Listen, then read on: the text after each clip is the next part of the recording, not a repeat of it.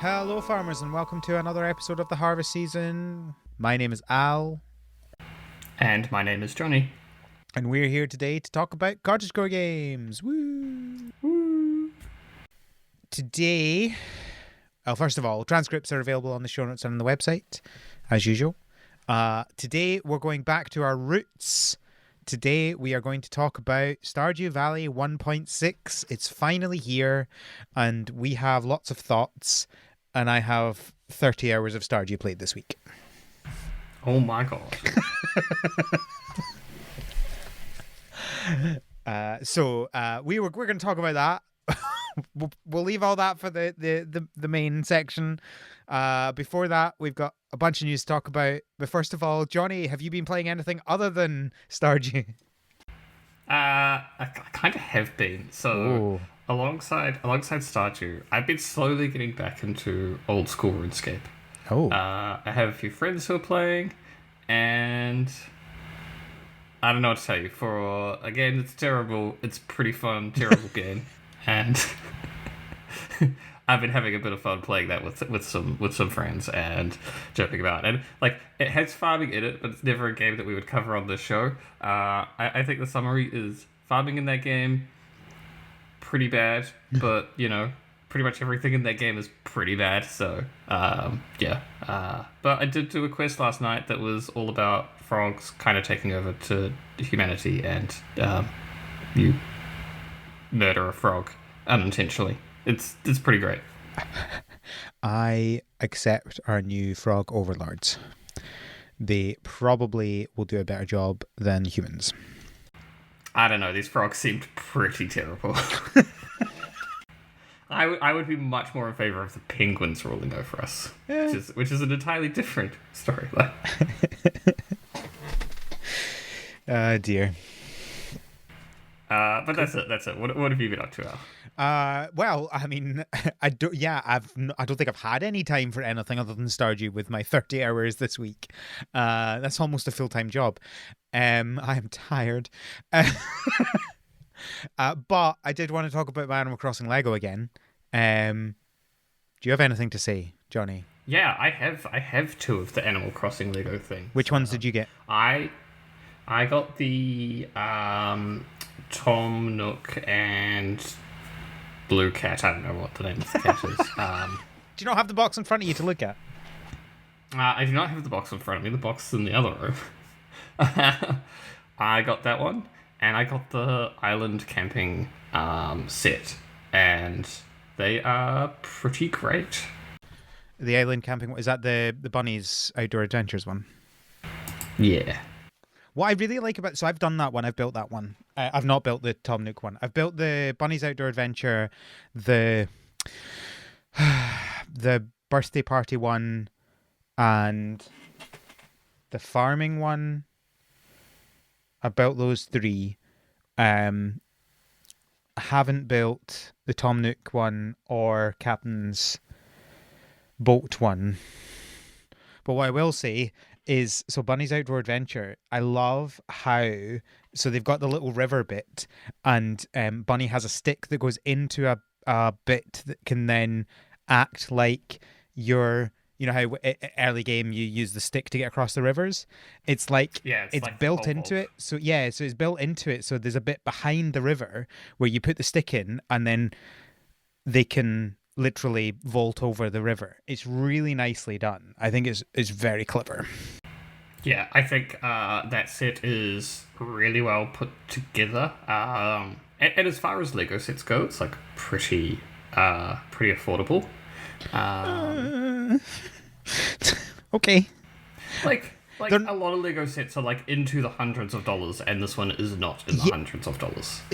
Okay, I mean, I guess that's one way of putting it, right? They are cheaper than other sets, but they're also smaller than other sets. So I guess they've erred on the side of making them more affordable rather than making them bigger, and that's fair enough.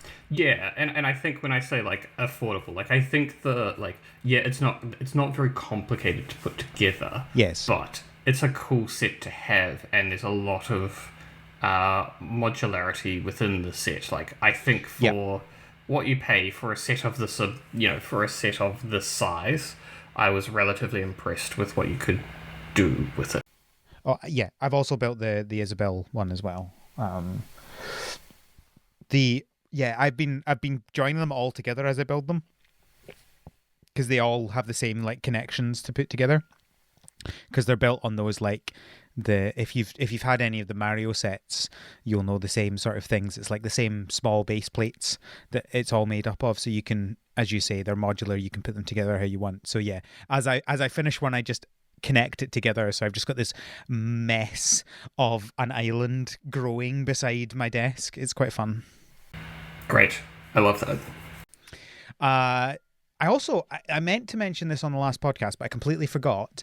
I also went to the Animal Crossing Lego Make and Take event at the Lego store, because they were doing them they did them in, well, they did it in Edinburgh, but I didn't go to the Edinburgh one. I actually went to the Glasgow one in Scotland. And it was good fun. You get a little, it's like it's maybe like a 5-to-1 scale version of the building that you get in the Isabel one. So it's because it looks almost identical, just tiny, and it's fun to have the two versions together. Like it's a really small one. Like the base plate is 8 by 8, whereas the full size one is like, it's probably about the same size as Nook's Cranny that you've got in that set. So it's kind of like decent sized, but it's fun to have the two of them together. But it was fun because it was my first make and take event that I'd been to at a Lego store, and it was quite fun because you go up, and obviously because it's Animal Crossing, it was really popular, so really busy. A lot of not children there, I will say, probably not surprisingly. And you stood in a queue for about half an hour, and then you got in, and they had like all the different pots with all the different pieces in, and you followed the instructions to put them together. They did say that if you wanted to, you could just grab a bag and put all the pieces in it and take it all home rather than building it there. But I was like, well, I'm here with my kid. Let's do it while we're here. Why not? And it was good fun to do that. So we enjoyed that. Nice. And do your kids get involved in helping you build the Lego sets, or are they like, do they not even know they exist and you do them in secret? No, so Craig does. I mean, Nathan doesn't really care about Lego, right? He just doesn't care. Craig really likes Lego, but me and him do not build Lego together because I am not good at sharing that. In so much as like I just get really frustrated with how he does things. So thankfully Rona is a lot better than that at me, so she builds with him, and then I have my sets that I build on my own. So it's fun to see him build Lego, and he's like really creative with it as well. With not obviously not the sets, like you build the sets, and he's quite good at following the instructions.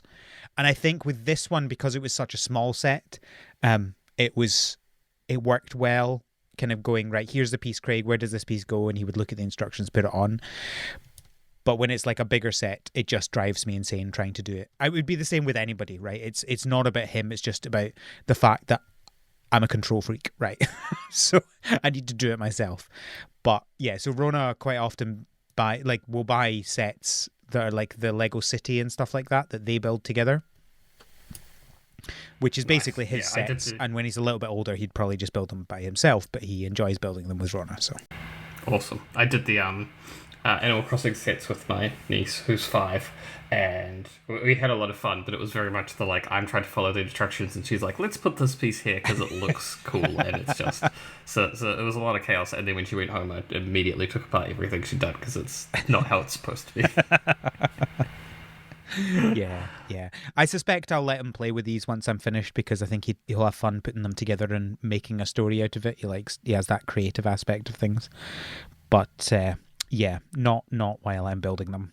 He enjoys playing. Like I did a bunch of Mario builds. Like the Bowser's airship was particularly fun, and he loves to play with that. So I'm totally fine with him playing with these things. It's just like when I'm building it, I like to build it, and it's like involving anybody in that process takes all the fun out of it for me. Yeah. But I understand that. The small make and take event was fun enough to do it, because like I went into it knowing like this is a me and Craig event, this is what we're going to do. We're not, it's small enough. It was like 25 pieces or something like that. So it's small enough that you're not kind of getting overly stressed about anything. So the biggest stress was trying to find the pieces because you had 10 people crowded around a table with 25 different boxes. Yeah, in many ways, that sounds like a nightmare. It was. I can understand why some people would just take the pieces and leave because it's, But I was like, no, I want to get it done here. I think it's fun and we're here. Why not? So, yeah, it was good fun. Nice. Right, should we talk about some news? This is going to be the episode of updates because there are so many updates. I don't know why this week has suddenly been the let's post an update. But the first of the updates is Fae Farm. They have their spring update, which is out now. It looks like they have kind of three main things, which is stuff on stuff, where you can put items on tables and other things, presumably. It looks like you can put things on tables, barrels, crates, desks, display stands, carts, and a stack of books. Or does that mean you can put a stack of books on a stack of books? Need to see how tall a stack of books you can make. They also have a bunch of new cosmetics. Yes. Are you like... This is a sort of update that's like some people get really excited about, but I'm like, if I don't get into that phase, the designing phase of a game within my first playthrough, it's highly unlikely that I'm ever going to get there, and I don't know that this is the sort of thing that's going to bring me in. Where are you at in terms of like designing farms? Because I don't know if it's anything that we've really discussed that much on the show. Yeah, I think I'm not very good at designing things. I will, like, if we think about the Stardew run I've been doing just now, I have been laying out my farm in a very specific way, but it's very much like as many straight lines as possible. So it's like I want to be able to go from the entrance to my greenhouse in a straight line sort of thing. So I will build paths and fences in a way that makes it easy for that to do. I'm not really the sort of person that will be like, oh yeah, here's a 5x5 bit, and then I'll put some bushes between this 5x5 crop section and the next 5x5. I'm like, no, I don't really care about that. I'm very much do the things, not necessarily make it look nice. Yeah, that makes sense. So yeah, I mean, the fact that you can now put things on a table is definitely not going to encourage me to come back to this game. Nor the extra cosmetics and stuff like that. I mean, they do have a bunch of extra things in the character creator, which is obviously good. But I tell you, there's one thing that could possibly bring me back, which is the double day length setting that they've added into the game.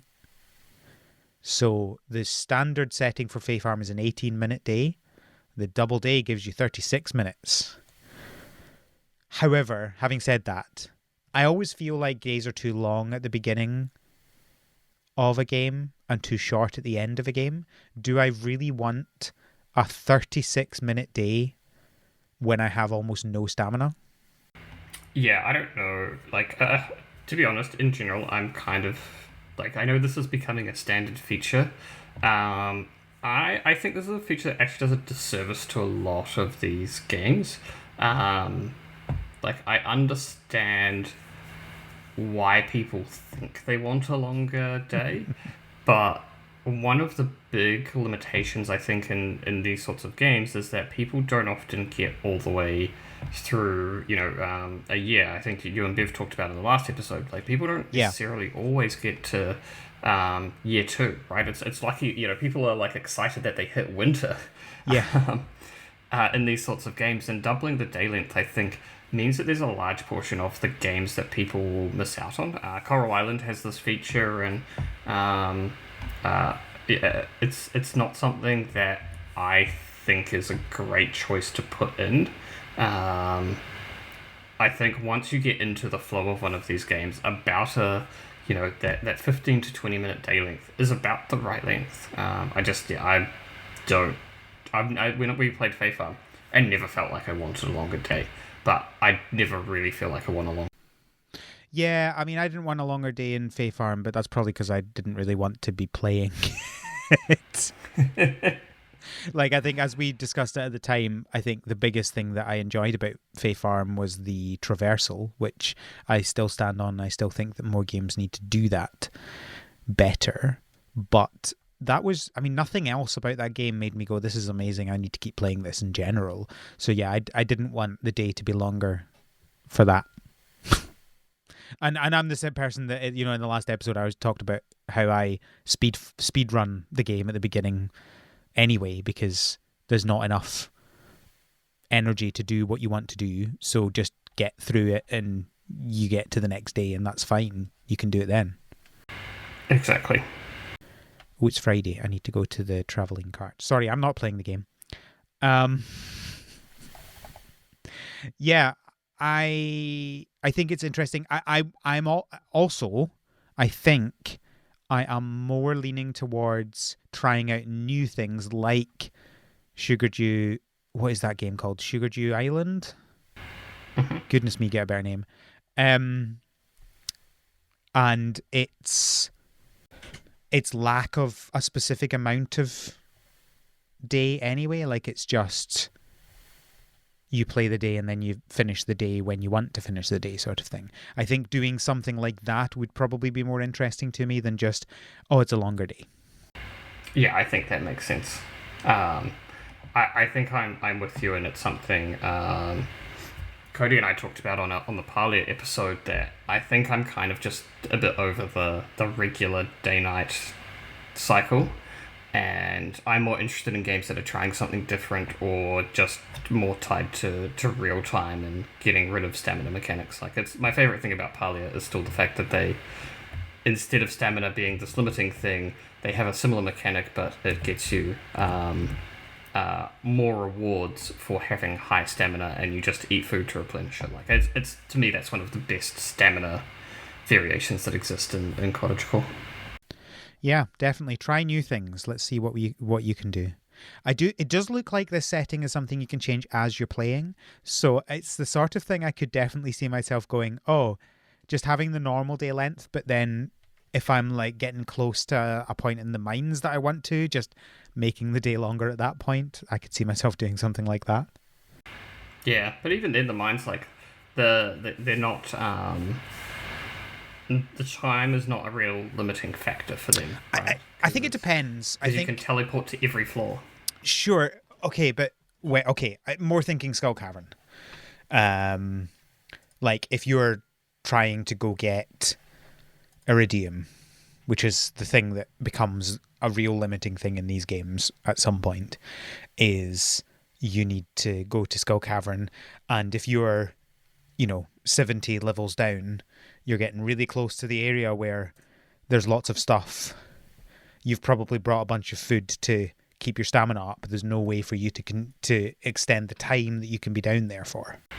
Yeah, that's fair. There's a whole bunch of other stuff as well, but the stuff around characters and relationships, I'm sure they've not made it fun. I agree. Look, I think where I'm at Fae Farm is, like, we played it for the show. I thought there was a lot of potential there, but ultimately the game fell flat, and there's just so much else coming out. I can't see myself going back to it. Yeah, I bought the game physically, and I still have it in my list, my pile here. And every time I go to sell some games, I'm like, I don't think I'm going to play it, but I feel like I want to keep it just in case. But then I keep not playing it. So I think I need to set a deadline on myself. If I've not played it by May, then I get rid of it. Iconi, I need to double check. There was a video and they said the name of the game and it was different. I would guess. Iconi. Which is always a safe thing to do with pronunciation. Yes. Iconi? So it's Iconi.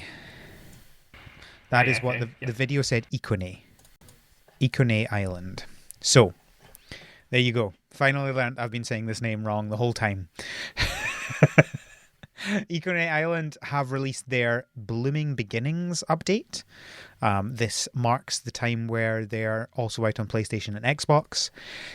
It looks like there's lots of small things. The only kind of big thing that I can see is they have completely redone their UI. So if you have played this game, get ready to be annoyed by it changing. That's my experience with the UIs changing in games, is just being frustrated with it, even if it's better. Correct. Because you get used to whatever terrible things have been done, and then it changes, and your brain has to reset. It's why UI is one of the most difficult things to get right in games. Yeah. Yeah, I think that's kind of all I really want to talk about there. There's lots of it. The patch notes are in the show notes if you have played it and you want to go look at it. I think it's cool that it's out on PlayStation, Xbox. This is kind of one that was like on the back burner of my mind, just because I think in general I prefer playing these games on a console. And so now that it's on a console, it's something I'm like thinking about a little bit more. Yes, and hopefully them releasing it at the same time as an update means that they're going to then continue with updates coming to both at the same time. That's always, I mean, that's the advantage of bigger teams, right? Is you can do that. Yeah. That would be pretty cool. Steam World Build also have an update. Mechanical Meadows. They have a lovely little 6 bullet points of the things that they've added. They've added 11 player placeable decors, 5 environment decors, 10 mine decors, 3 agent decors, 1 tumbleweed, and 1 custom light and post. There you go. Lots of things to decorate. That should be decor then, isn't it? That's what that word is. That's just the start of decorate, isn't it? Decor. Decoration. I think it was funny because your pronunciation was like just marginally off, but not enough that I was like, oh, you don't have to mention it until you've now mentioned it. I think I said decor, didn't I? But it's yeah. If it's short for like, decoration, it's I don't say decoration, so it'd be decoration, decor. Anyway, if you want to decorate your town, I guess it's a town. I don't know. In Steam World Build. Town. That's out now. Speaking of updates, Palia also have an update. Their 0.178 update is out now. I mean, at this point, just call it update 178. I don't know why it's 0 point, right? Like, it's people are so obsessed with 1.0. I don't think it means anything. Just give us the number. Like, it's just update 178. Do you think you're suddenly at 1 point going to go to 1.0? You're not going to do that when you're at 0.178. They will, but they're just going to go at that after, like, update 197 or something.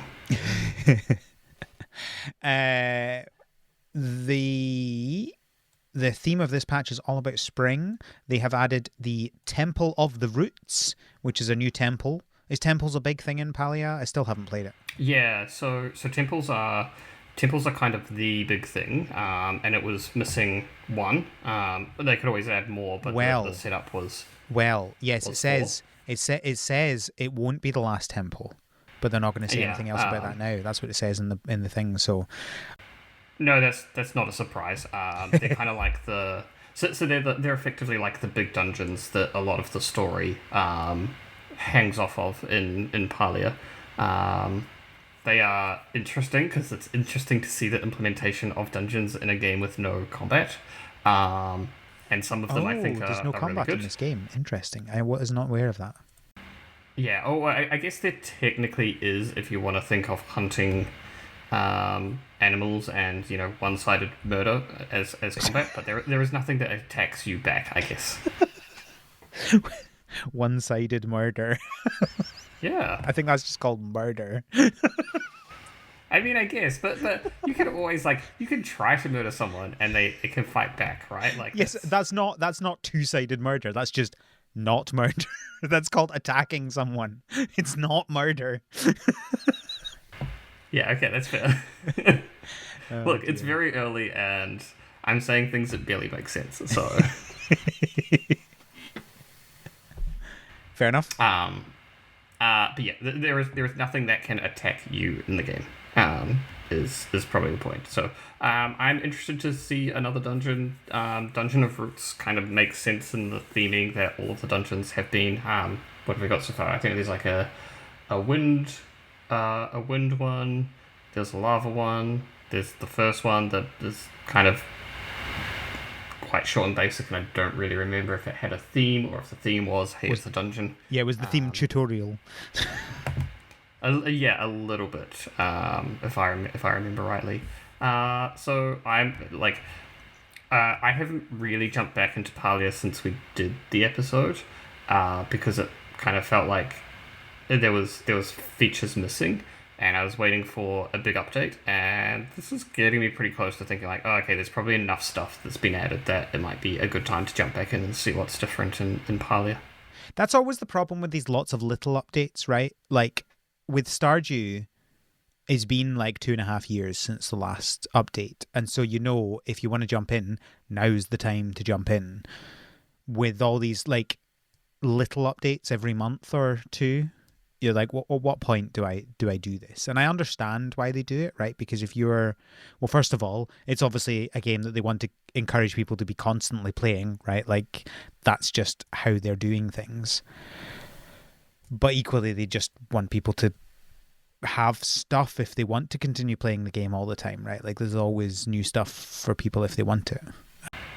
Yeah, I think that's a good point. I do consider there to be a bit of a difference though. Like Stardew can afford to do that because it has such great brand recognition that a big update will cut through a lot of things and people are likely to jump back in. I don't know that that's as true for a game like Palia.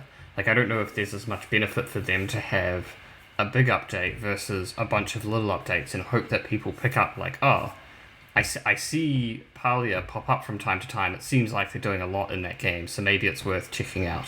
I wonder if there's sort of two different approaches that can both work based on the size and cut through of the game. That's fair, but it doesn't need to be, either you do it every 2.5 years or you do it every 2 months, right? You can have you can do it every 6 months and have bigger updates that way, right? Like, and I don't think suddenly people are going to forget that your game exists if you take 6 months for an update. Yeah, I think with where games like Palia are at though, like I would rather have, particularly if I'm playing that game, I would rather just have consistent updates because there's still in the phase where there's lots of little quality of life things, and I wouldn't like them to sit on that for 6 months to wait for a new temple to be done. Right? I would rather just have some of those stuffs filtering out. Yeah, that's fair. I mean, I guess, being an online game, it's always going to be slightly different anyway, right? Yeah, and I guess to your point though, like I have been kind of ignoring a lot of their smaller updates because it's just quality of life. Waiting to see something like this, and I'm like, oh, okay, now they've got a new temple out. This is the time that I personally want to jump back in because I've been waiting for that bigger update. Yeah. Yeah. I don't think there's an easy answer to these things. I just think it's interesting. They also have climbing updates. I don't know what that means. It doesn't really describe. Just an improvement to climbing and traversal in the game. Climbing was pretty. I wonder if it's just making it a little bit easier to understand because you can climb up a lot of surfaces if I remember rightly. It felt a little bit janky, but I don't remember it feeling bad. Maybe a bit slow.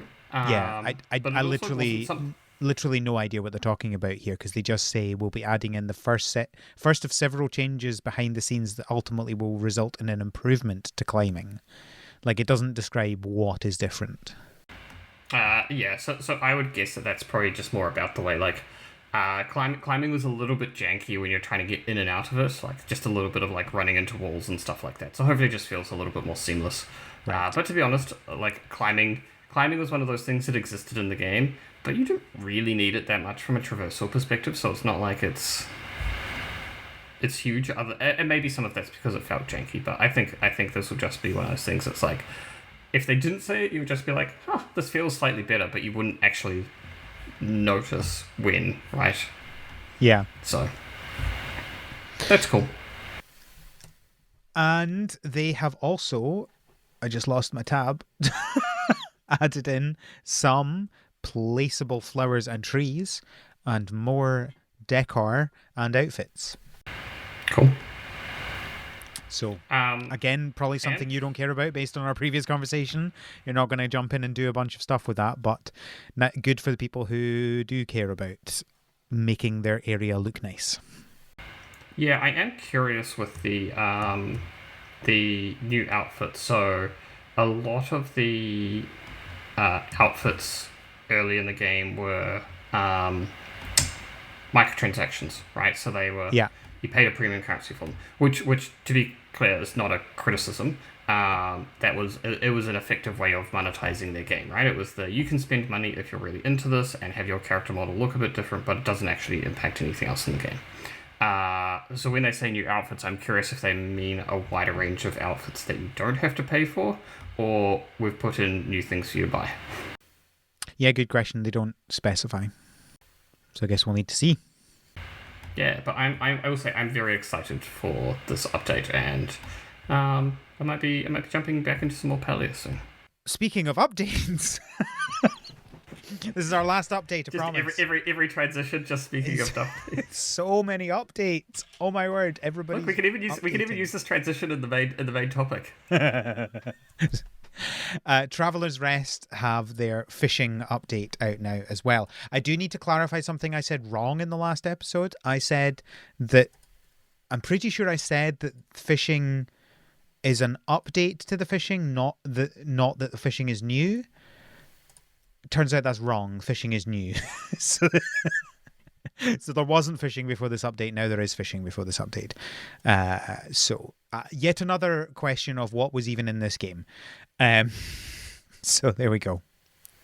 Fishing now in Traveler's Rest. Yeah, I look the what is this game question is mostly just every time I see an update, I'm very confused as to what this game had in it when it launched, because from what I can gather, it was nothing. You had a character model, and that was it. Yeah, because it didn't have fishing, it didn't have farming, it didn't have your bar, which is the whole point of it. It's an inn. You're running an inn, and the inn didn't serve drinks. So yeah, I really don't know what the game had. Maybe it just had romance. Oh, don't even.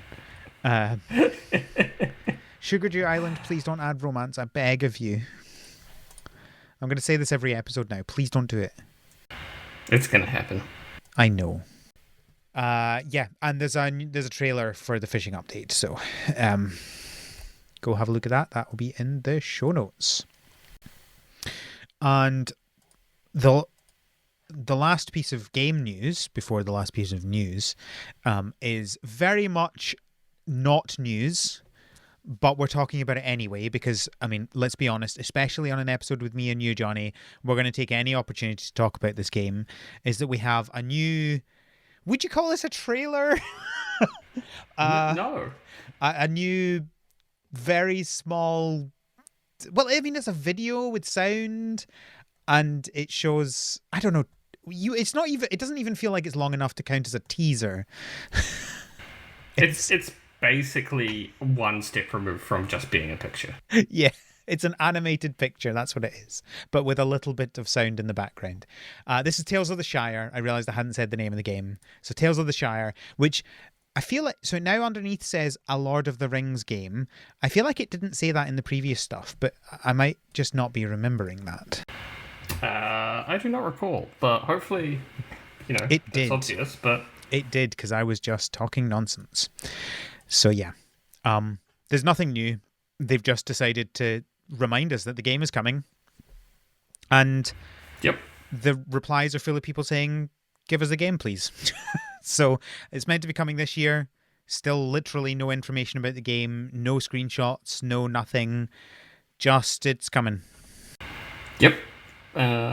Look, I'm very rapidly getting to the point of, like, I will believe this game is coming when we actually, get a release date, and some information. I just don't want to become like those Silksong fans, right? It's coming, trust me, it's coming, we're so excited, it's coming, and like, That game doesn't exist. To be fair, I And think we have more about this game than we do about Silksong, to be fair. that is entirely fair. I just don't want to get too excited until we actually see some details, right? We have something to dig in. So, I mean, it's good news that they're posting a thing because it does mean that the game still exists. So, yeah. It's been 6 But there's months. nothing to talk about. It's been 6 months since they announced the game, and this is their first thing since that, right? 6 months ago, they said, "Hey, this is a game," and we went collectively, "Ah, this is a game," and now 6 months later, we're getting the same information. This is a game with, I guess, a slightly more detailed image, but it's still not a screenshot or anything like that. No, definitely not. Do you want to spend half an hour like analyzing every aspect of the image, or shall we move on? Well, I see people in the comments speculating on characters in the game. But that would require us knowing the time in which this game is happening. Yeah, I feel like pretty much any of this requires like knowledge of anything related to this game, and we have none of that. So I do think this game will have fishing because I see someone fishing. So sorry about that. I feel like that is so.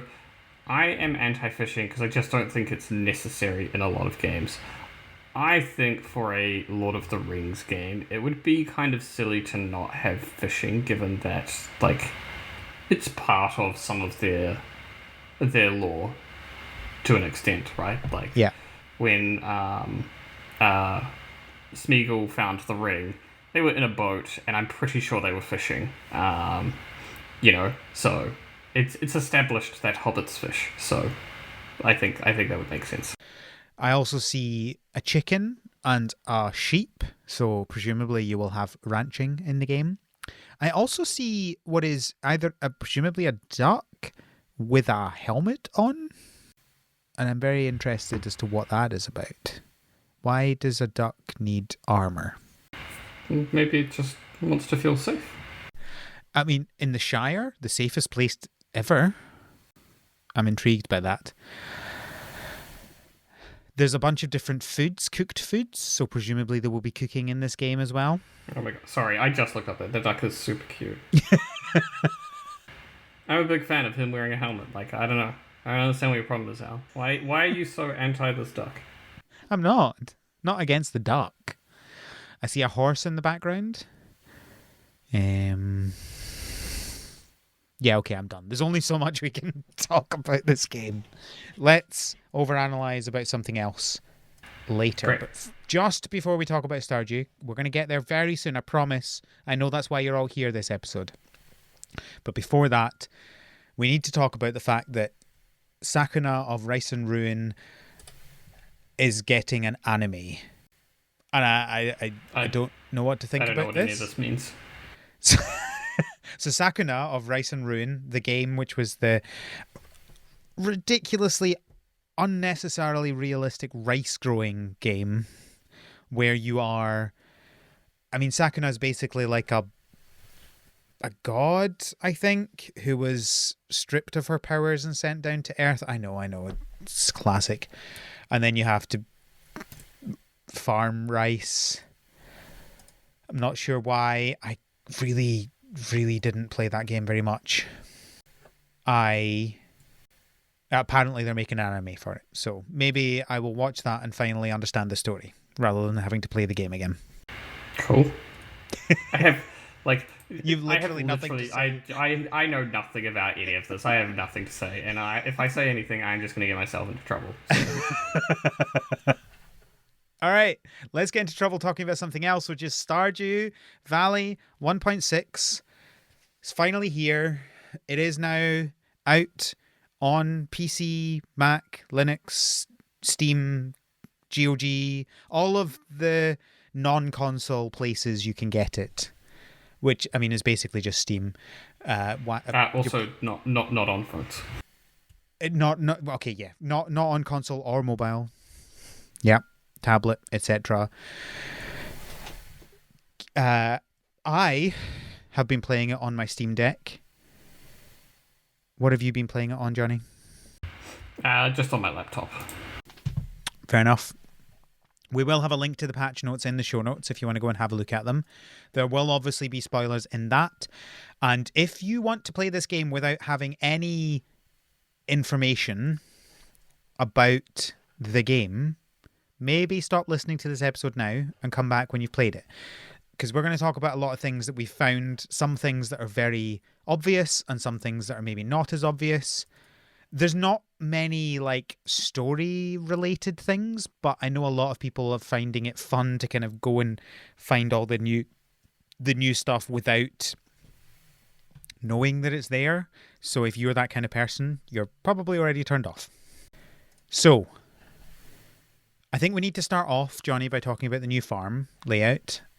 I obviously chose that. I think you chose the new farm layout as well, didn't you? I did, yeah.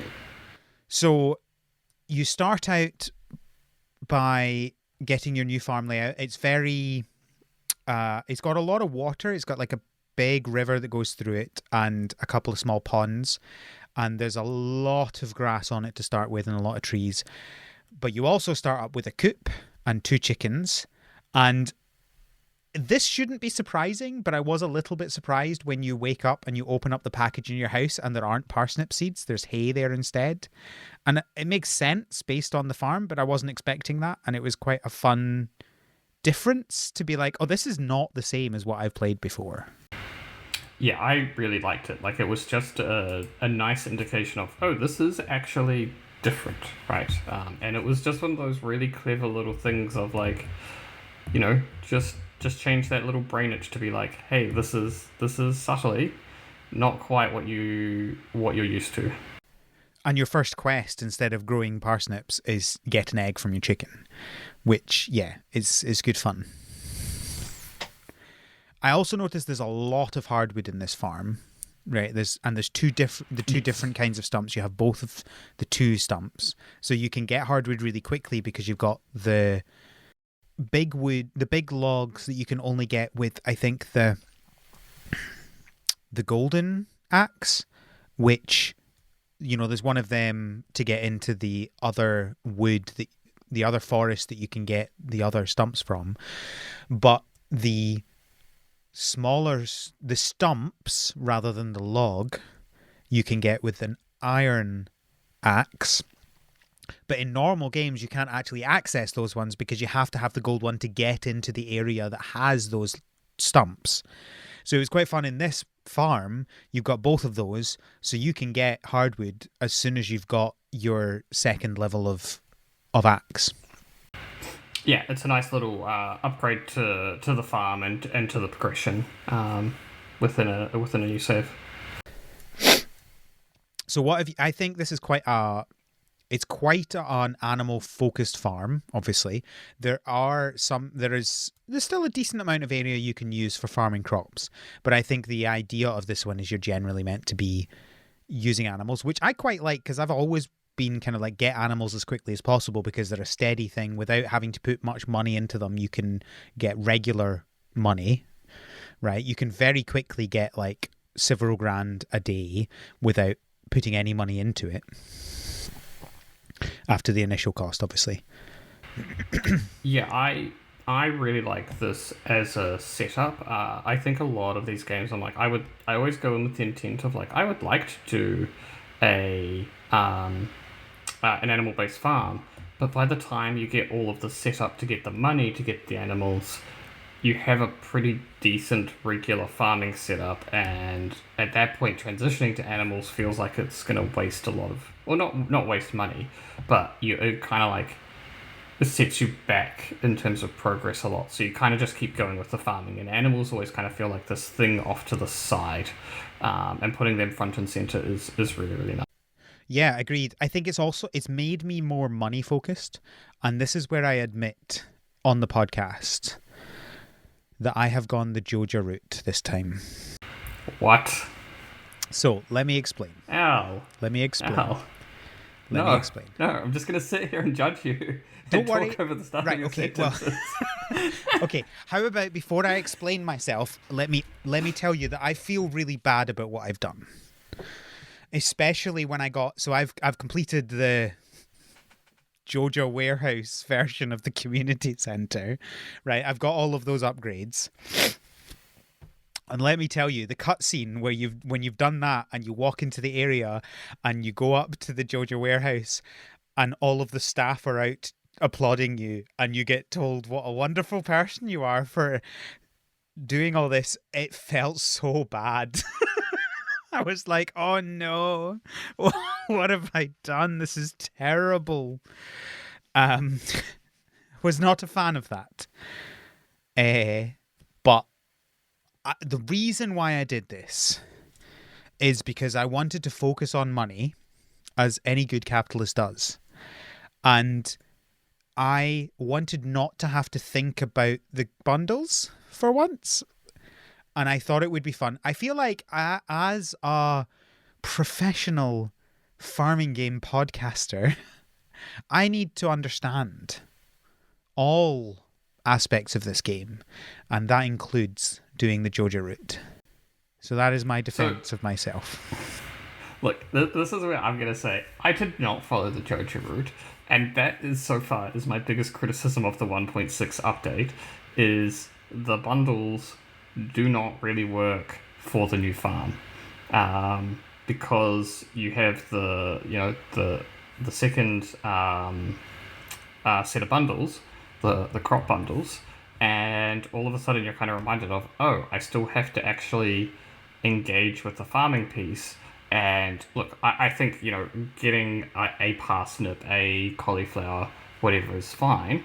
But having 5 of the gold ones for that bundle, it was a huge disappointment that hadn't been changed to 5 high quality animal products, right? Like 5 gold large jigs or something like that. Because I got to day 10 or 11 or whatever it was when I started to think about the community center and get some of those things unlocked, and I was like, oh, well, I'm probably not gonna hit the 5 gold parsnips, this month, and I don't really want to try the 5 gold melons, and it was a bit disappointing, and I kind of wish that I'd gone Jojo route. Yeah, it's interesting. I wonder, have you ever looked at the remixed bundles? No. Because I know there is an option to do the remixed ones, but I don't know. No, you're still required. The quality crops bundle still exists. But it looks like there's multiple different possible ones you can have, but you still have to have some gold crops.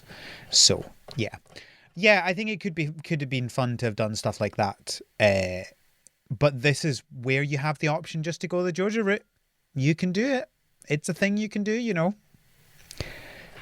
Yeah, look, I think it's the right thing to do. Yes, I agree. It's a good thing to do. Go the Jojo route. You definitely won't feel bad, and you definitely won't have your friends saying, "What have you done?" when the achievement comes up, which happened to me today. Kelly noticed that I got the achievement yesterday. And they were very disappointed in me. I mean, look, they were right to be disappointed, but what's the point in friends if you don't have money? Exactly. So I think it's been quite fun doing that. It makes you think about the game differently, and I do think that if you're playing your first Stardew through, the bundles is a really good way to be like, here are all the different things you can do in the game. Do them all, please. I think that's really fun. But also, as someone who's played this game hundreds and hundreds of hours, just going, I'm going to do as much as I can to make as much money as possible, as quickly as possible, and unlock as much of it as possible, right? Like, I'm currently in winter of year 1. I've not even finished the first year yet. And I have completed all of that. All 5 of the things to unlock with the community center or Jojo, which that's pretty nice. Is fun. Like, I like being at that point. It's really hard to do that in fact, it's impossible in year 1 unless you have the setting to make it possible in year 1. So you have to wait till the second year. And even if you do have that setting on, it's still really hard because you have to go really hard on the crops. Gold crops aren't very easy to get. No, they are not. So yeah, that's fun. It'll be interesting to see. I know that Ginger Island has some Georgia stuff in it on it as well if you go that route. So it'll be interesting to see that. Although I've still never been to Georgia Island. I'm currently grinding to get the bars to unlock the boat to get to Ginger Island. As usual, I've hit my wall. Is I'm at Skull Cavern and trying to get as much of the ore as possible to actually get what I want. That's always my frustration with this game. Is I love everything about this game. I hate Skull Cavern. I hate trying to get the. Why have I forgotten the name of this? What's it called again? The purple Iridium? stuff. Iridium, yeah. I hate getting iridium. It is the thing I just cannot stand with this game. So maybe I'll just try and focus on doing year 2 as quickly as possible while getting enough to pass Grandad's test and then get the little statue that gives you iridium. Maybe that's what I'll do. We'll see. Yeah, that sounds like a good plan. And I'm right there with you. I'm like not a fan of Skull Cavern. I think it's like the combat's just not good enough in a game like this to really support what they're trying to achieve with Skull Cavern. Yeah, I think at this point you have to just save up as much stone as you can to get stairs to go down as quickly as you can and find as much ore. Yeah. It's not the best. And especially having played Coral Island, like Coral Island I feel like has the balance better in terms of the mines and getting to them and getting the max of the I can't remember what they call they have another name for their above gold one. Orichalcum. Something like that, yeah. Yeah, because I just recently completed the mines in Coral Island, and I think that was just significantly better. The accessibility of the fourth tier, it was just way more plentiful, right? And it was just like, cool, this is nice. Like it's just the next version of it. It's the next level of progression, and it doesn't feel horrendously gated. Yeah, and it doesn't need to be easy. I think it just needs to be not horrifically difficult. And certainly nothing in this update has made it any easier. And I think it's the thing that frustrates me most about this game that I would really like slightly changed. Obviously, there is the thing you can get from your granddad when you've got a certain amount of stuff after year 2, but that only gives you a few per day, which is obviously better than nothing.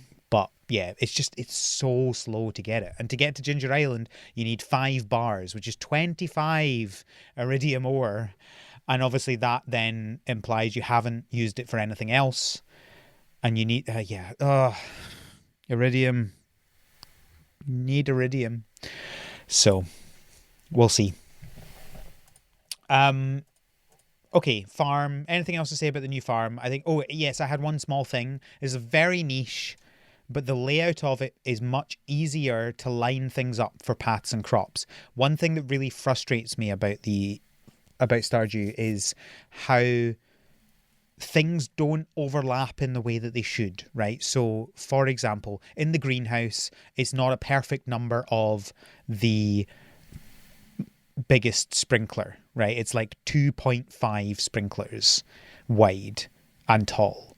And the farm, if you have a path going from the entrance to the farm left, you'll not line up nicely with things. And if you want to come down from the top to the bottom, you can't just have one path that goes all the way down from the entrance. Like, these things are really niche and probably don't annoy many people, but they annoys me. And I find the layout of this one is much easier to make it feel nice with that. I agree. I really like the layout of this farm, and yeah, just it removes some of those minor annoyances. Like, my current feeling is that even if you don't want to, like, if you just want to do a regular farm, This is probably still this is probably the best layout to go for. I think it visually looks really good. The only limitation is that the actual crop area is smaller, but I think it's big enough, right? Like I don't think it's tiny. I think this is probably the best farm layout. You have a couple of different areas as well that you can use for crops. It's not just the one area. Yeah, And you obviously have the greenhouse as well, which is a decent amount. It's 120 if you don't use any sprinklers, and it's 115 if you use iridium sprinklers. So, I've been mostly just using the greenhouse now and just been farming pumpkins and making a lot of money that way. And then building up my animals and getting as many as I can afford to get. I'm at the point now where I've unlocked like the auto grabber. So I'm like, I am not going to buy any more barns or coops or upgrade anything else until everything has an auto grabber, so I can do as little as possible with those animals. but it Go gets in, to that point right where it's like otherwise it takes like an hour and a half out of your morning to Exactly. just hat everything. Exactly. I love my automation. I have also been really frustrated with, I really want automation with chests, right? So I've been using the seed maker to make seeds out of my pumpkins when I've done it. So I use like half of my pumpkins for the next batch of seeds and sell half of them, and then I never have to buy any. And that's all great, but I spend a whole day just standing there, pressing the button, making a seed, press the button, make a seed, press the button, make a seed. I really, really want some chest automation, like many other games have now. Just being able to say, like, put it between it and say, when this is a seed maker, if I put something in here, make a seed from it, right? And just putting a whole stack of them in there and leaving it and doing its job. I think that would be really fun. I'm not saying, Concerned Ape, you need to make a new update, but if you do make a new update, please add that thing, please. Yeah, I think one of my feelings now going back to Stardew is that from a quality of life perspective, the game is feeling a little dated. It's feeling 8 years And old, or like, is it perhaps? yeah, like exactly. Like it's just sometimes like games always have that sort of drop off, and look, Stardew's done well, but I think it's getting to that point where a lot of the little frustrations now have been solved by other games, so that this doesn't feel as fun as it once did, right? And I never got to it, but I believe there's a quality of life upgrade that's like a bigger furnace that can hold more, can produce more bars. But the fact that that's still not the bait, like your basic furnace is still put in one, Yeah. take it out, put in the next. It's just, it feels unnecessarily gated and frustrating. Yeah, that sort of like production aspect of the game, just feels like other games are doing it significantly better now. Yeah, and it doesn't even need to be many, right? Like just having, like, I think Coral Island lets you put in 5 at once, Yes. if I remember. Like that is Coral significant. Island depends on the machine. Some Okay. do like 5, some do 3, some do 20. Anyway, like if you did something like 5, that would allow you to put in 5, go do your day, and come back and everything that you want. Like, I got to the point where it's like, I don't need 10 mayonnaise makers, right? My day is I don't have Sorry, as what? many. That's the You problem. need 10 mayonnaise makers. I need 10 mayonnaise makers because they only take one at a time, and I don't want to be standing in my farm all day waiting for it to refresh to put in another one. I realistically need 2, and I can put 5 in each, and I go about my day, and I come back and I have my 10 mayonnaise, right? I don't want to have to deal with that. So I just make the 10 mayonnaise makers, even though there's absolutely no need for me to have 10 mayonnaise makers. And it's And then you go something that back and you bathe in your mayonnaise. I drink it. And it's something that I think was charming about Stardew for a while, and is now got to the point where it's like, I think we've moved on from this now. And yeah, it feels frustrating when other games have done that so much better. And I still love this game, and I've put in 30 hours into this game this week, and it's not because I'm doing this. I mean, it's partly because I'm doing this podcast, but it's also because I am having fun, and I still really like this game. But it's like as he's adding quality of life improvements, I want more and more because we see them in other games and we see how other games have thought about these things and solved these problems in better ways. Yeah, absolutely. Can we talk about the fact that you can now drink mayonnaise? Because this is like my favorite bit of the entire update. What I love about this is how the characters react if you drink mayonnaise in front of them. Everybody's disgusted by it, and all in their different ways. I think it's great. I have not drunk mayonnaise in front of another character. I do that in the privacy of my own home.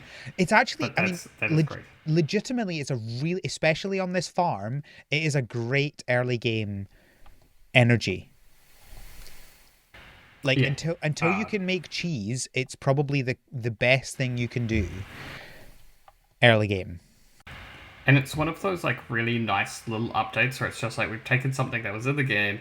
It's a little bit silly. Like I feel like the drinking mayonnaise has taken off in a way that probably Concerto did not predict.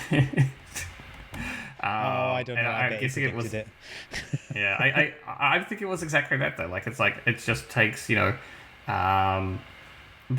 thing you're producing into a decent early game food source, and yeah, I don't know. I love drinking mayonnaise. It's not a coincidence that he did it in the same update that he added a farm where you get chickens at the start. Exactly. How much mayonnaise have you drunk in real life since you started playing, Al? None. I've eaten a lot, but I've never drunk any because. Ugh. Look, after we get off this call, we'll both do a shot of mayonnaise. How does that sound? No. Right. What have we got next? So there's a whole bunch of stuff.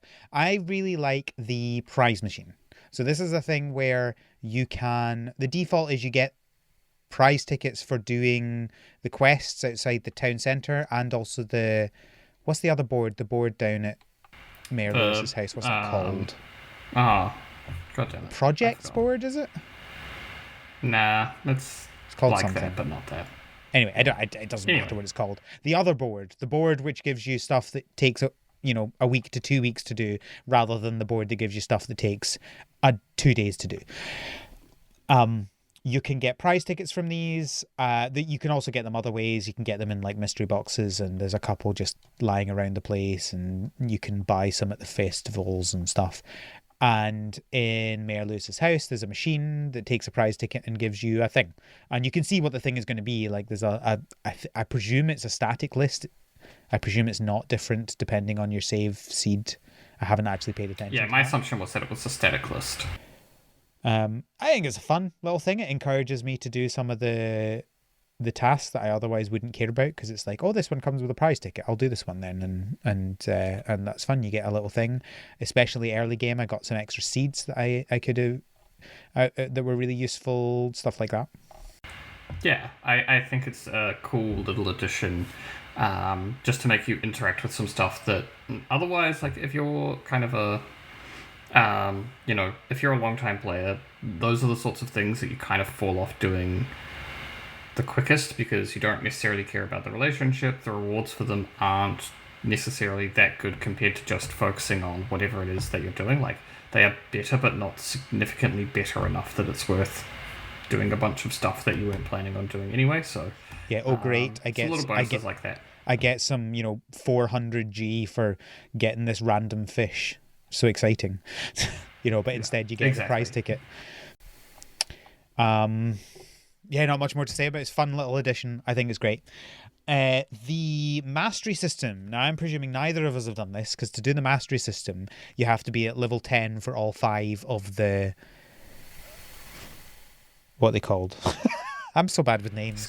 Skills, that's it, yes. And I'm at level 10 and only farming so far. I think I'm at 8 in 3 of them, and then I'm at 2 for fishing. Yeah, I have not done this, but I am very interested in what this is. I think this seems pretty cool. Yeah, so I guess just an overall, once you're at 10 for all of them. There's a new area in Cindersapwood where you can enter, and there's a bunch of challenges. And when you do those specific challenges, you then get specific things. One of the things you can get for one of them is an iridium scythe. Now, the interesting thing about the iridium scythe is you can use it to harvest all your crops, not just the ones that are scythe harvestable. That is amazing. I think it's good as well, but I don't know why this is locked behind very end game content. Because I feel like by that point you've probably got the Junimo huts and you're probably not going to need to use the scythe. That is an excellent point.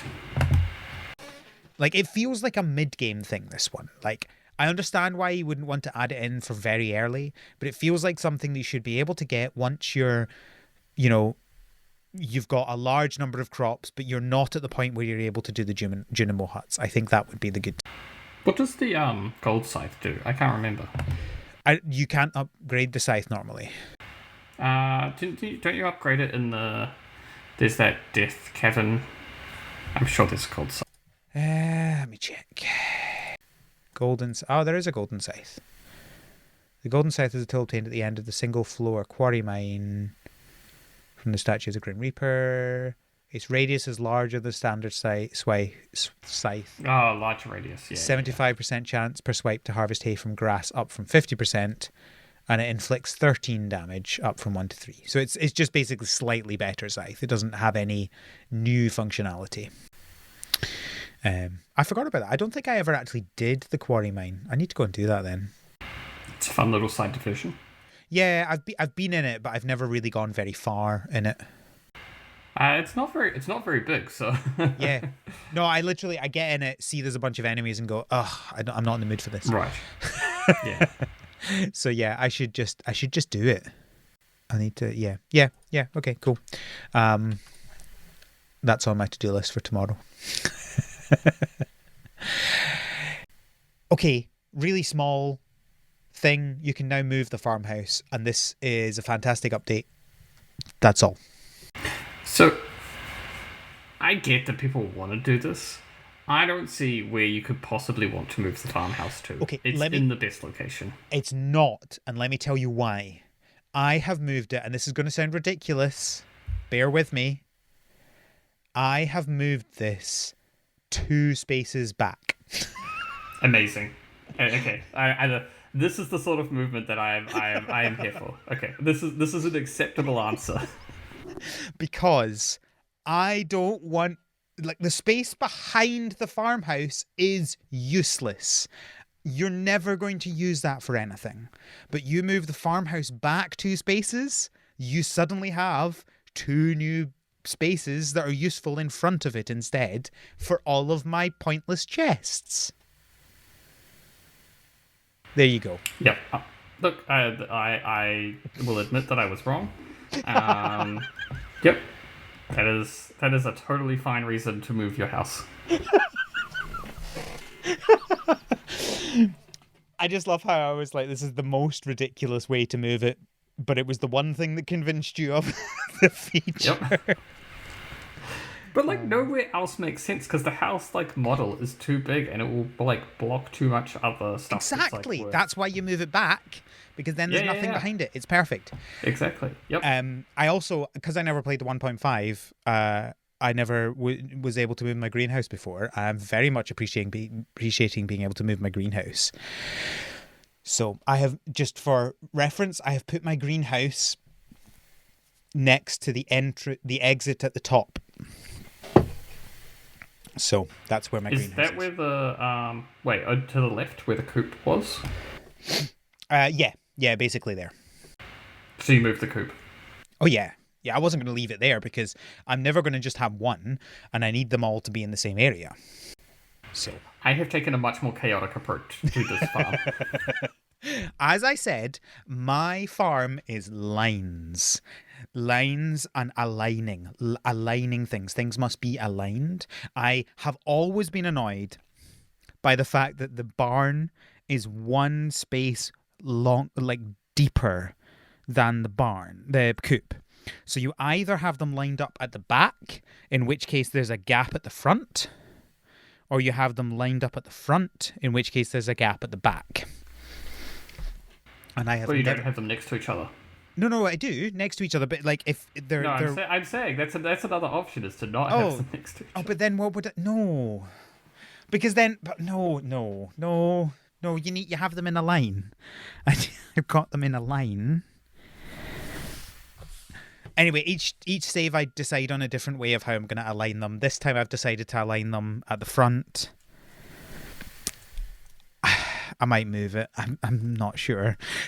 I do like how... I don't know if this is a reasonably new thing, but it does seem to be really easy to move them now as well. You can move them just like a tiny bit. You don't need to like move them somewhere and then move them all the way back if you just want to move them by one. That wasn't a feature before, was it? Is that a 1.5 thing? I recall that from 1.5, but equally we play so many of these games, I could be remembering a feature from a different game. Yeah, I am sure that is a 1.5. It must be a 1.5 thing, because I remember having to move them a whole, 6 spaces to move it back 5 spaces to get it in the one space that I wanted. And there's no time. Like, you go in, you move a building, it's moved immediately. There's no time to make it move. Like, you can just go and rearrange your farm.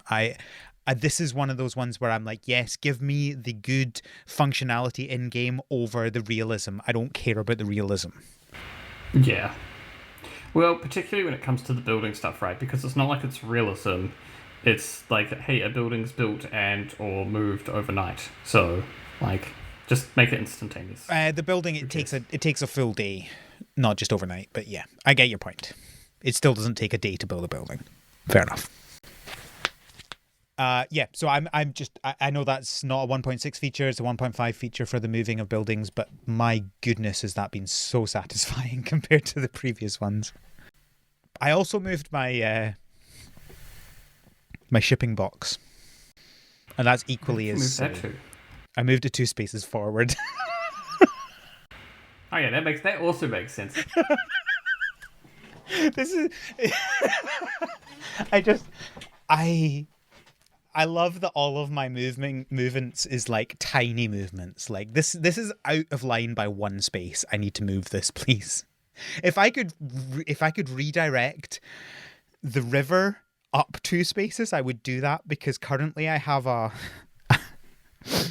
path from the entrance at the right going left, and it can't align up with my coops and barns because my coops and barns are pushed up against the river, but the river's too down too far, so that they are in the way of my path, so I have to go down first.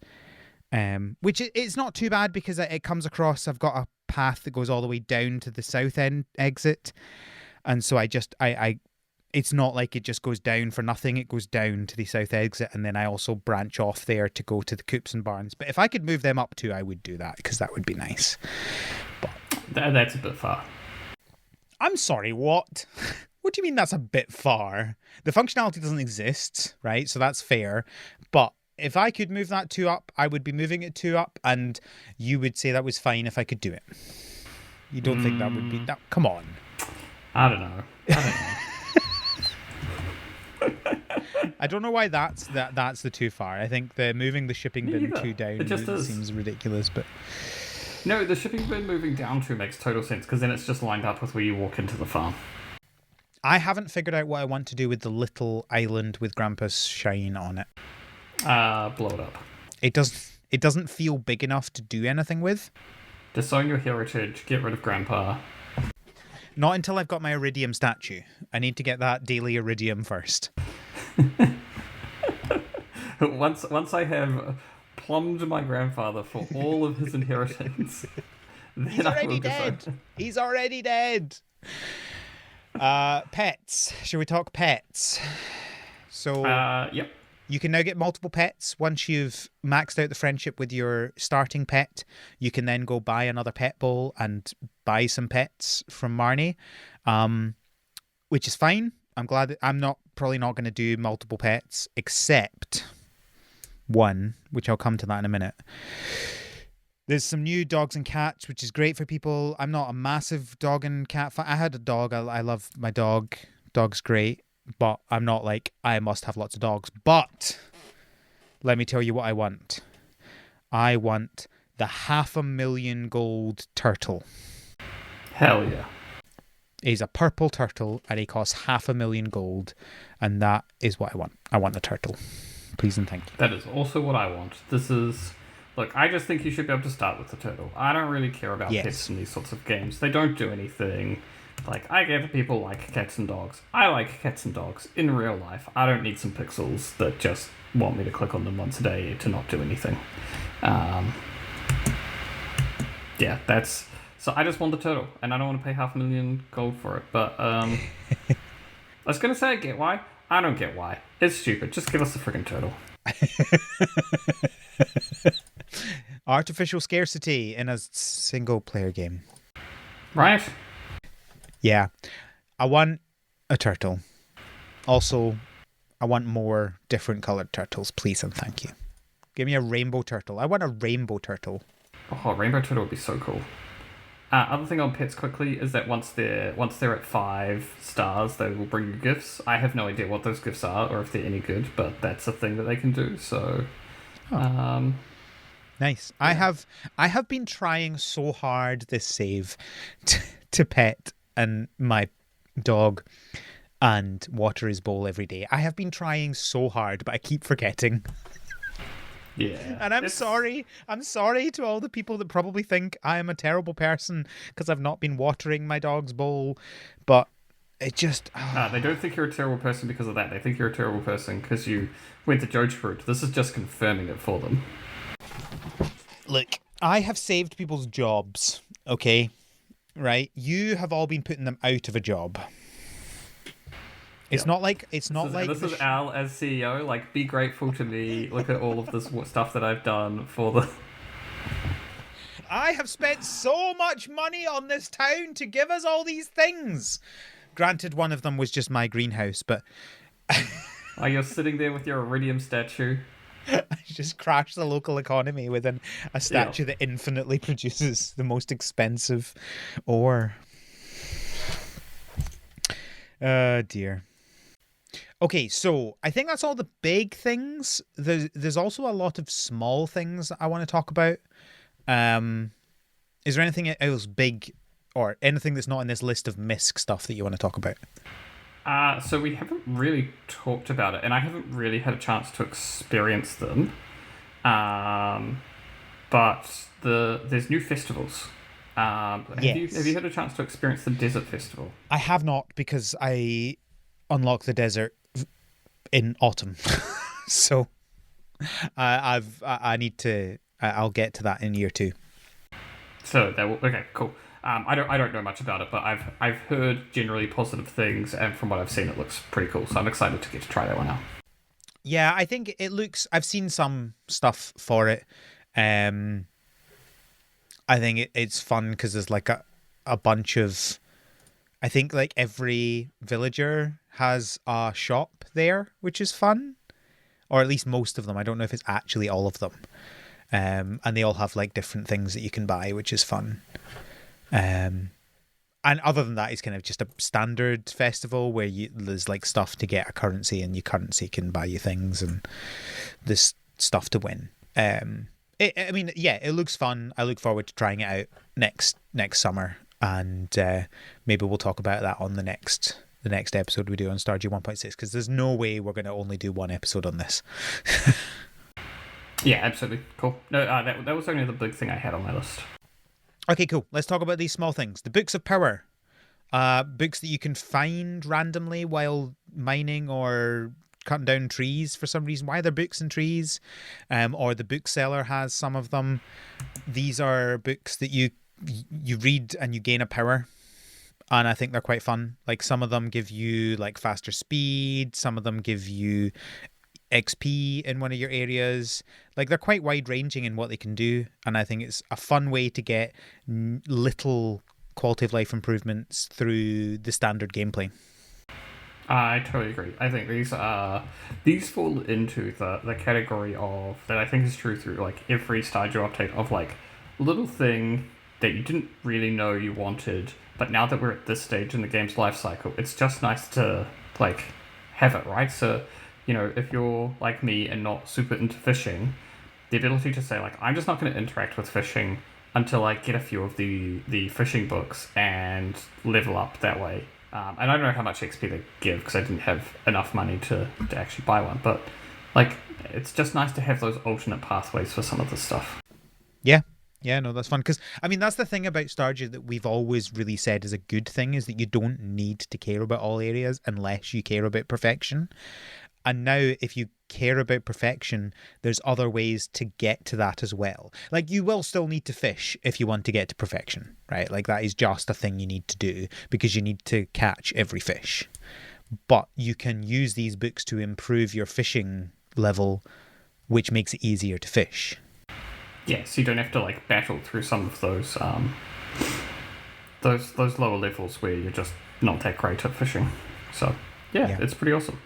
I love it when the bookseller comes to town. Like again, it's just one of those spots that probably like I think it's a new area, I don't but know it just fills out the map a little bit more. how does he I don't know how he does this so well where when he adds a new area and you go over there and you're like, wait, this area wasn't always here, but it doesn't feel tacked on. How does he keep doing this? Yes. I don't know.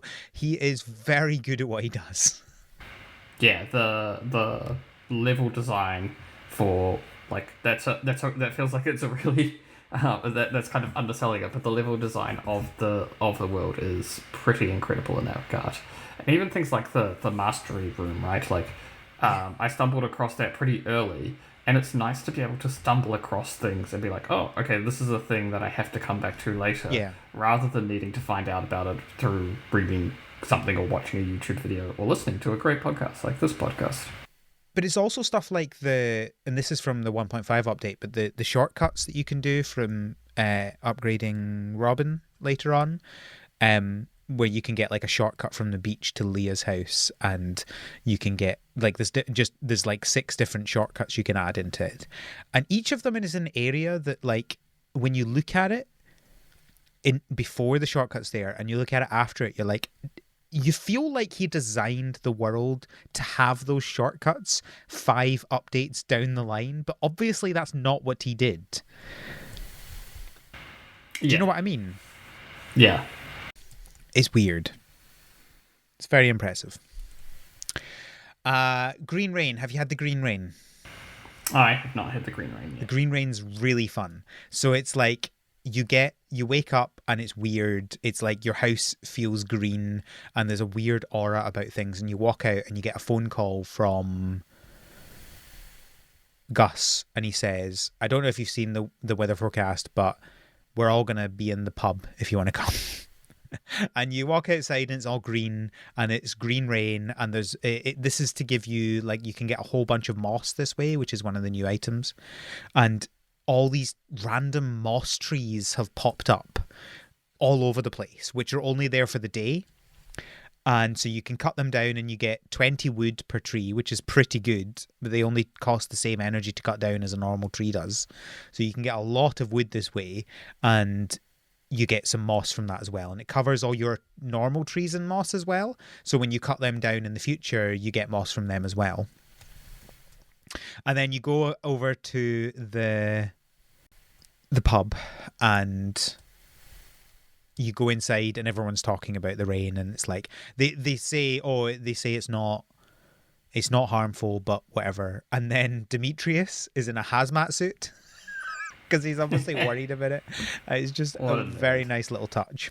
Uh, like I like that sort of update. And it's something I kind of wish that there was more of in cottagecore games in general. Is just like things that are happening that aren't events that just kind of mix up what the people in the town are doing to just makes it feel I don't know like a little bit more lived in, or I don't really know what the right word is, but I think you get what I mean, right? It's Yeah. just like a thing is happening this day and everyone is reacting to the thing that's happening. Yeah, I think was it I feel like it was the newest Story of Seasons game. What was that one called? Pioneers of Olive Town. I think that had hurricanes where And this isn't probably the best way to do it because you basically can't go outside. You can't do anything. It's basically a wasted day. But something like that would be fun, where you can like venture outside, but maybe there's a danger to doing it or something like that. Yeah, just some other environmental effects like this would be fun. Is the green rain, like, is there any explanation for it? Like, is it related to the witch or? I don't think so. I think the wizard tells you that it's safe. If you go and talk to him, he tells you it's perfectly safe. Don't worry about it. But it's just the weather. Like if you look at the forecast the day before, it will say it's coming. But yeah, there's no bigger explanation that I've seen. And I've not unlocked the witch yet, so I don't think it's related. I forgot how to even do that. I need to... There's so many different things to unlock that I just keep forgetting about. I'm doing the Mr. Chi line just now to get into the casino. Nice. What we got next? Mystery boxes. Have you had the mystery boxes? No.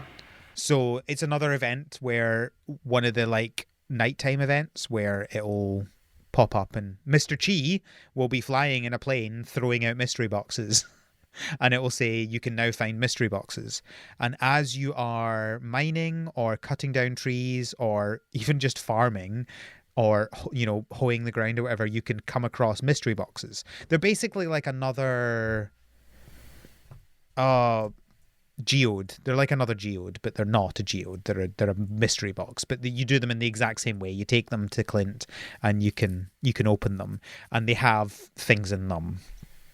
Like they can have some seeds and they can have some ore and stuff like that.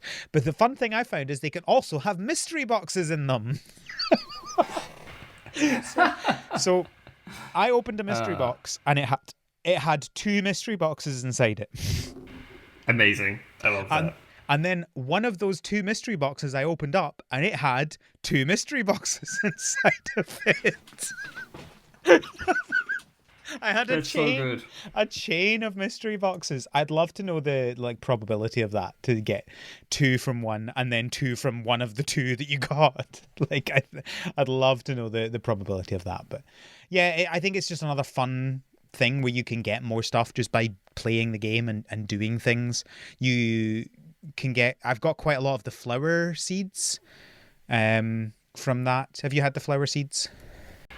You mean just like the tulips or whatever? No, the mixed flower seeds. So it's like the normal mixed seeds where you plant them and you get, you know, random crops from it. But this is mixed flower seeds. They're like pinkish color, but you plant them and they can be any flower for that season. That's cool. I have not come across that, but I love that. They're good fun. I've got quite a few of them. And it's fun just to plant them, and because I'm never going to buy flower seeds unless I need them for something, but being given 10 mixed flower seeds means you can plant them in a season and get all the flowers for that season, which is quite fun. Yeah, that's very cool. So I think you get them in mystery boxes. I don't know if you get them anywhere else, but I've been getting them in mystery boxes, that's for sure. How far are you in this save? I think I'm like just getting into summer. Okay. It might be that the mystery boxes because it happened in summer for me. So it might be like a specific day, because you know some of the things in Stardew happen on the same day every save. Yeah, and actually speaking of, I believe in your save you got the fairy on the first night. I did. Did you? So I didn't plant crops until like day 10, but on the first night I planted crops, I also got the fairy. Ooh.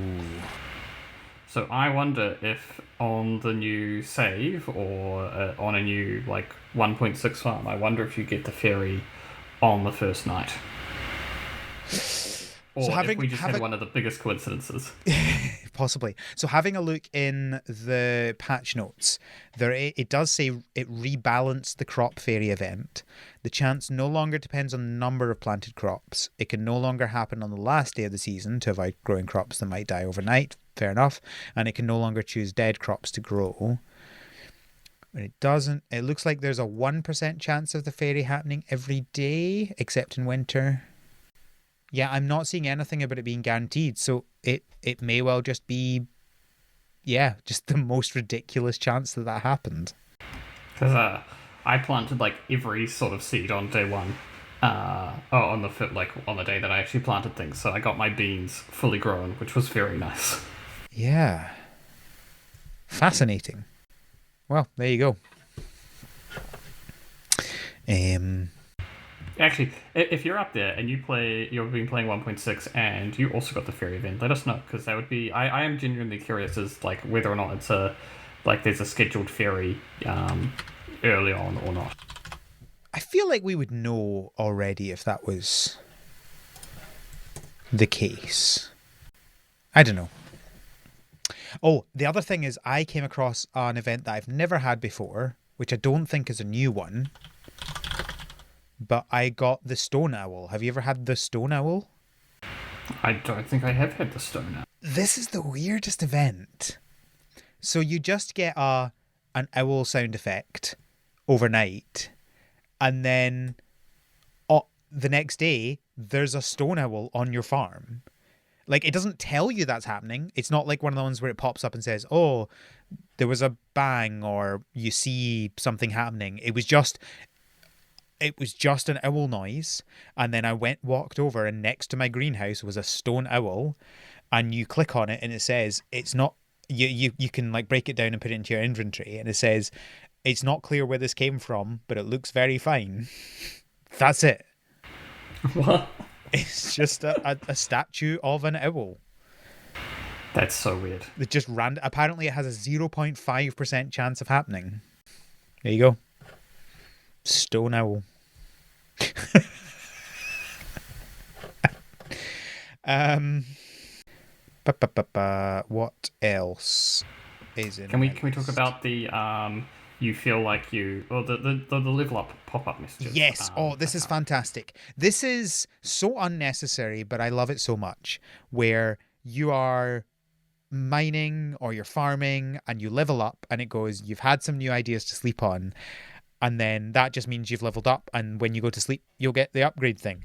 It doesn't change anything, but it gives you that information, and it's really nice to go, oh, nice, I'm going to go to sleep and I'm going to have a level up. That expectation is fun rather than just like the surprise when you go to sleep. It's so good. Like, it's just a cool little thing that pops up. And the first time it popped up, I was like, is this new? Surely this is like, but you have that moment of like, this is new, right? This has been me the whole time, especially as I didn't really play 1.5. I'm constantly having to search through the show notes, the patch notes, to see, was this a 1.61 or was it a 1.51? Is this something I need to talk about or not? Because there's so many things.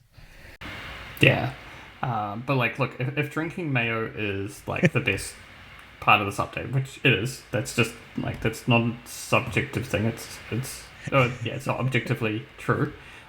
This is very easily the second best feature of this update.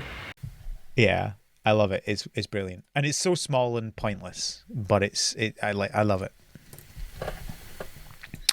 One thing that isn't small and, well, it is small, but it's not pointless, is that you can move while you've powered up a tool.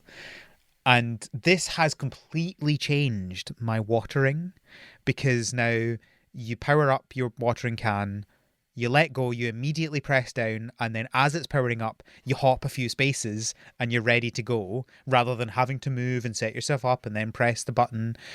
And the number of times I would be like, I'd power up and I'm like, oh, I'm not exactly where I want to be, and then you end up wasting some water or wasting time. Whereas this, you just bump up a little bit and you're in the right place. It's fantastic. I love this change. It's so good. Yeah, it sounds great. There's so much more we could talk about in this game. But I think we probably need some more time to keep going before we have more stuff. Having just entered winter, I will say it's fun to see them all in their winter outfits now. That's all. Actually, that's because there's new dialogue for most NPCs. Have you noticed it? Like, does it feel different, I guess, from your perspective interacting with the villagers?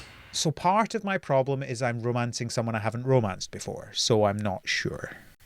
Um, Yeah. Out of curiosity, who? I'm romancing Emily this time. Oh, breaking Clint's heart. You're really going like this is the full evil run. Look, Clint, he could do something if he wanted to. He is a big wimp. Deal with it. Ah, Nobody I likes Clint anyway. no, I am on team Clint as a wimp. Like, there's been a number of playthroughs where like I 50-50 of like romancing Emily on the side because I'm just like I just do it because he's so pathetic and it's very funny. Yeah, yeah. Because it's not even like he has ever tried to do anything. He's just won't do anything and just assumes that it's going to go wrong. And you're like, you have no idea. It's just my word, it annoys me. Oh, have you done a big chest yet? Have you made a big chest? I have not made a big chest yet, but I think it's cool that big chests exist. Yeah.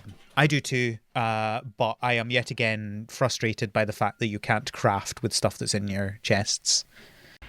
Yeah. I mean, I don't know. It is what it is at this point.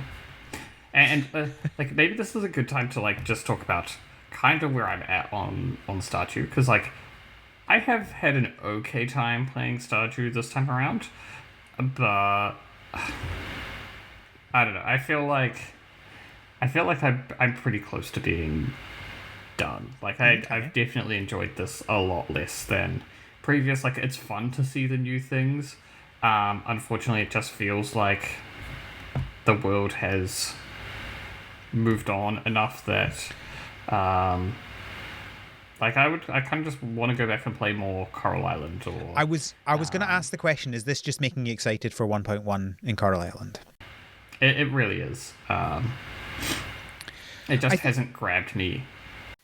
I think I am very much looking forward to Coral Island 1.1 as well, but I have really enjoyed this, and I'm not stopping here with this update. I need to go more. I need to do more. And yeah, I think I understand your feeling, and I think that I am frustrated by some of the things that have not updated that are better in Coral Island. And I think this has increased my opinion that Coral Island is now a better game than Stardew. Yes. But that doesn't mean that somehow Stardew is now a bad game. And it doesn't mean that I now don't enjoy playing Stardew. I very much do. I'm very much enjoying this. And I think there is space in my life for both of them, and I will probably go through ups and downs of playing both of them at different points. Yeah, and I think that's a fair point. Probably where I'm a large part of where I'm at is the fact that I still have more to do in Coral Island, and I'm more excited to do what I have to do in Coral Island than I am to get through. And part of it is like the grind of starting a new farm, right? Where everything's just like a little slow, and you're like, Oh, for sure. kind of going through the motions of stuff that you've done before. That is absolutely a huge part of what I'm feeling. Whereas Coral Island, it's all new. Yeah, no, that's totally fair. I do think that I found the beginning of it a little bit of a grind as well, but it was lessened by the new farm being different. And I'm definitely at the point now where I've got a good groove. I'm making money steadily. I'm just a little bit frustrated by the iridium as usual, but other than that, I'm enjoying. I'm back into the swing of things. I'm past that standard grind. Yeah, and like I'm almost tempted to go back and just start a JoJo run. Because I feel like I might enjoy that slightly more. You can do it. Just because it gets over the hurdle. You can do it at any point before finishing the community. Oh, really? Okay. I might just have to. You just need to go into the Joja shop and buy your membership, and that's it. You're now on Joja. Yeah. And the only time that it stops being able to do that is when you completed the community centre and the Joja shop shuts down. Which obviously then there's no point in becoming a Joja member. Because you've already unlocked everything. Okay. So you can still go do it Right. now. And that's probably going to be quicker than starting a new save and starting again. That absolutely will be. And like, Do it. I Do feel it. like this Go is Joja. this is the least critical episode we've ever done now, because it's like, what's the conclusion from it? Capitalism is good, and we should all be doing capitalism. Look, I think I would say to people, if you have never done a Joja run, try it out. It's fun. I don't think this should be the first time you do it. I think that if you're playing Stardew for the first time, absolutely do the community center. It is the more well-rounded, but I also think you should be doing just the standard farm if you're doing that as well. Like, just it's the more well-rounded way to get a feel of what the game is. But at this point, when you've played it for hundreds of hours, why not do a Joja run? It's interesting, to say the least. Apparently, if you do Joja, you can pay. They've had one of the things on Ginger Island is being able to pay to bypass the perfection, so you can get to perfection just by paying money. So you can actually have caught all fish by just paying, which I think is just like a perfect analogy of capitalism, right? It's so great. It's a good thing of even doing the bad way of doing things in this game and still having to feel that, oh, I've done a bad thing. You can then still mock capitalism by just paying your way to everything. I love it. It's great. Is it mocking capitalism, or is it just capitalism? No, I do think it. I think it's mocking capitalism. It can be both. You're not convinced. Look, all I'm saying is it sounds like you're just exchanging money for, doing things that other people have to work for. And if that's not capitalism, I don't know what the hell we're doing. Yeah, of course it is capitalism, but it is mocking capitalism in and of itself. Special orders. That's what the orders board is called. Special orders. Sorry, I just read it somewhere. Excellent. I think we're done here. I guess we'll see what happens. Oh, sorry, I have one other question. Okay. Maybe this is a fever dream. I read something about there being like a big tree, and there's like a new quest line. Oh, the big tree, the raccoon family. Spoiler alert for the raccoon family. So, I presume you haven't had the big tree falling down then. I have not. So, the big tree, if you go south from your farm down to Cindersap Forest, there is a big tree. I don't know how else to describe it. Like, there's a massive tree where it's so big that it goes off the screen. You can only see the trunk of it. And then one day, the tree falls down. There's like a big windstorm, and you get one of the overnight events, and it says the tree fell down, basically. You go down, you see the tree, and it's now just a stump. Then there's a quest line where you start off by restoring it. It says restoring it, but you turn it into a little house, basically. And then a raccoon moves in. And then the raccoon's hungry, so you have to get him some specific fish. So you get him some specific fish. And then once you've done that, he then gets a little family. And it's just a fun little quest where you help a little raccoon family that's just south of your farm. Amazing. That I'm very excited for. So yeah, I'm part of the way through that quest line. And I'm enjoying it very much. All right. I think we're done here then. There's so much more we could talk about, but let's not continue forever because I'm tired and I want to go to bed. I'm also tired, but I need to get a coffee. Thank you, Jonnie, for joining me to talk about Stardew. I'm so glad this update is finally out and I actually have played it. Can't believe I never got back to playing 1.5, but here we are.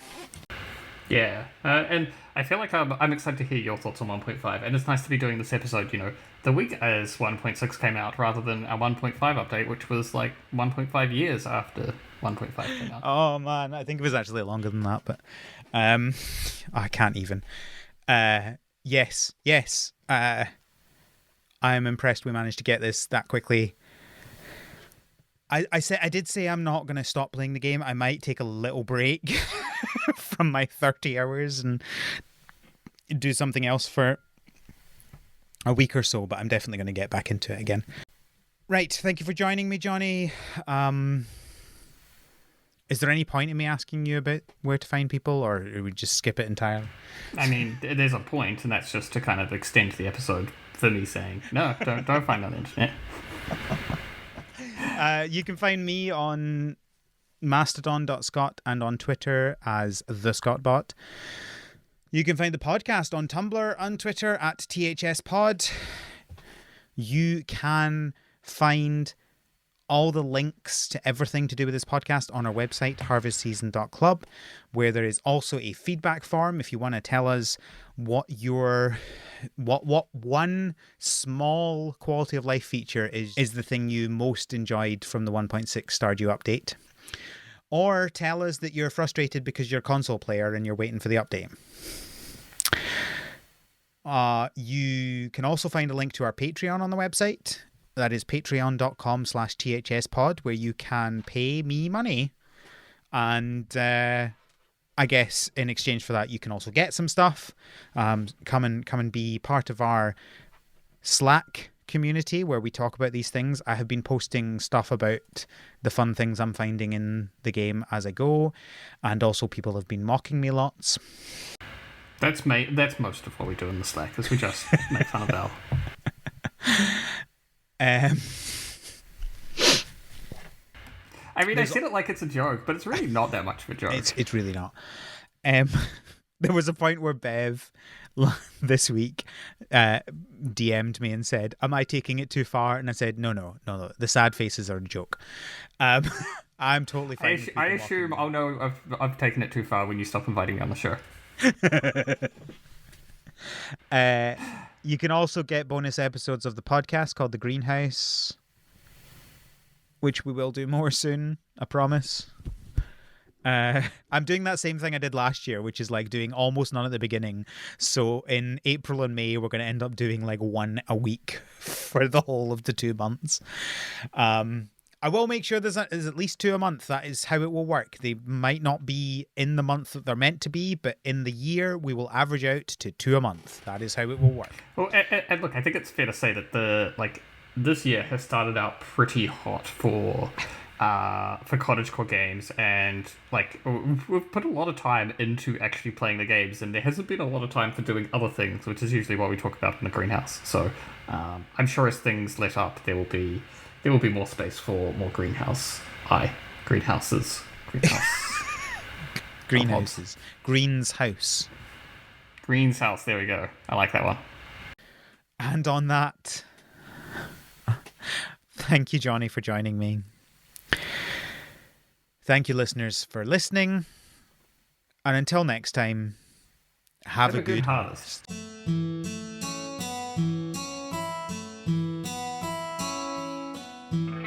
The Harvest Season is created by Al McKinley, with support from our patrons, including our pro farmers, Kevin, Stuart, and Elisa.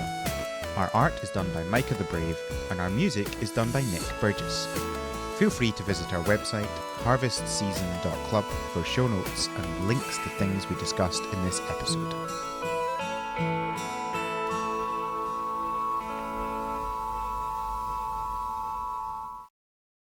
I always feel like I now overthink that, am I? I don't know why. It's become a thing. I overthink it, and then every time I say it, I'm like, wow, that sounded terrible.